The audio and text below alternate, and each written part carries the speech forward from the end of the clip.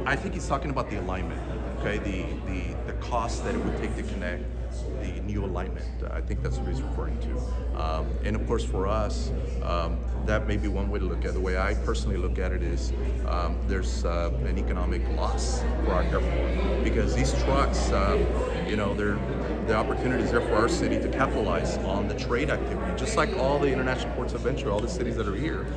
We want that same opportunity, the city of Edinburg, to capitalize on this growth of our region. And we've been investing in our airport. Our chairman has been, my goodness, getting funding for our airport to make sure that we prepare for this very project. And so, you know, that's what we're advocating for. I don't see it as a loss in terms of that new alignment. What I see it is that there's also an economic loss for our city. I'd rather have that money invested to extend our airport, to extend our runway, you know, to make it bigger and capitalize on these improvements. Have you been having similar issues, as Chairman Canales said, he's been communicating with TxDOT? So only with the local district office I have, because they didn't communicate with us in connection with the new alignment. They have a resolution since 2013 from the City Council indicating our desire for it to be on 490. When that alignment shifted, we should have been notified. And the local office has admitted, look, we understand we should have communicated, but it's now gone so far along.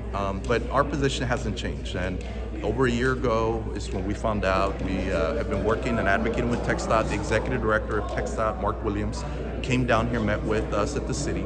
And he stressed to me that, Mayor, we're gonna figure out what we can do so that the alignment in 490 works for the region. And you have to remember another thing. State Highway 68 is a state highway, okay? It is an area where trucks are gonna use, but not all trucks are using it. And the reason is we still have the interstate, okay? So for industry, they have more of a competitive advantage using an interstate highway, okay? So there are those that are gonna use the state highway, but there's a lot of them that are gonna still use the interstate highway. So not all the trucks that are across the ports of entry are gonna use State Highway 68. They're gonna continue using the interstate because they have a competitive advantage using that from a transportation cost standpoint. And so just to clarify, it does sound like you were somewhat in agreement that you don't want that stoplight. So what exactly are you in the term disagreeing? On the new alignment, because right now TxDOT is requesting a new alignment to bypass our airport. That's where we disagree at this time. And it would be north of the airport? Yes, south? yes.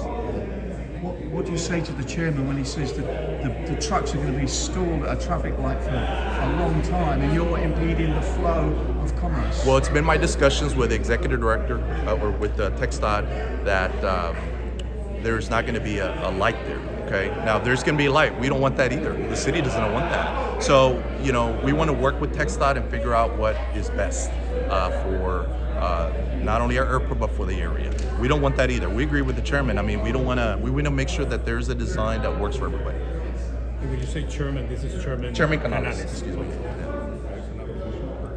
That's it. Would you be available this afternoon between 4 and 6? Sure.